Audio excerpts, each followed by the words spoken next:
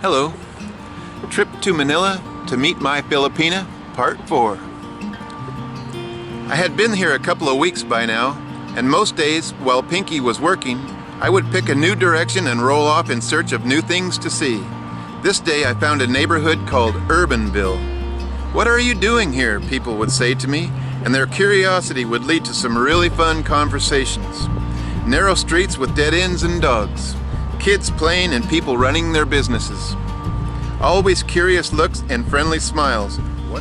Today Pinky told me there was a birthday party in my condominium and I would be welcome and received well. There would be lots of food and I would get to experience how Filipinos get so carried away celebrating their kids' birthdays. True it was. Jasper's little girl Dayrid was the birthday girl and Azalea would be there too.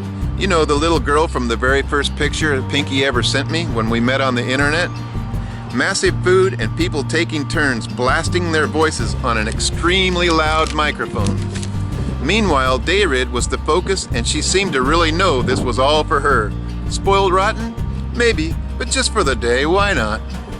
Then the evening came and I was to meet Pinky at the luxurious mall in upper scale area of Alabang for an evening of strolling shops and enjoying an awesome display of artwork. The bright colors and interesting themes of Philippine imagination intrigued me. Then we saw some young people shooting girls up in the air by literally gathering in a circle around them and throwing them up with their arms really high. I was so startled. She must have been 20 feet or more up in the air, and I was as scared as she looked, but they always caught her safely. Never seen anything like it.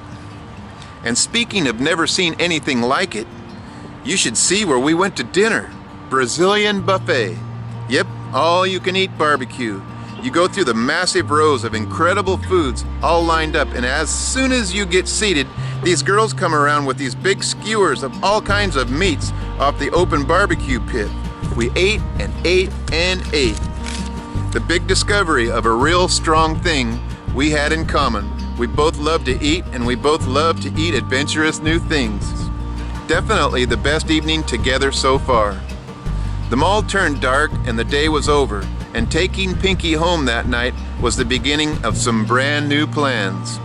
We had a borrowed car, my hand controls hooked up, and we would soon learn of a new thing we have in common, the love of road trips. Pinky's probably seen more of Oregon than most Oregonians have. Ever since she's been here, we get in the car and drive and go places. And she just loves seeing new things as much as I do. Yep, the glue that still holds this relationship together. Get in the car and go.